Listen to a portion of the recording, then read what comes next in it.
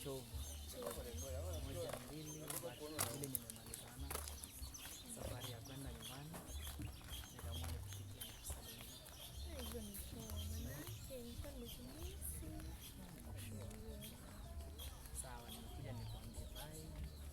Singeenda bila kukumbatia na kukwambia siku njema, bado nitarudi.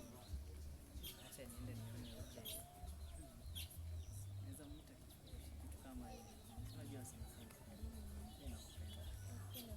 Nipe muda mtoto wangu. Sawa? Pilika za maisha ndio hivyo. Ila nakupenda. Sawa. Nakupa nafasi roho wangu. Ila namwachilia. Sawa? Sasa ndio nimekuona hapo. Usiwe na shaka na mimi. Sawa. Bye bye. Bye.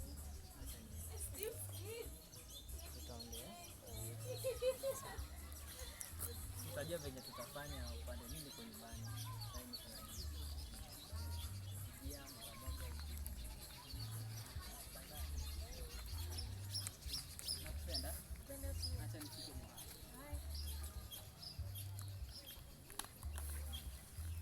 Hello my guys, my fans.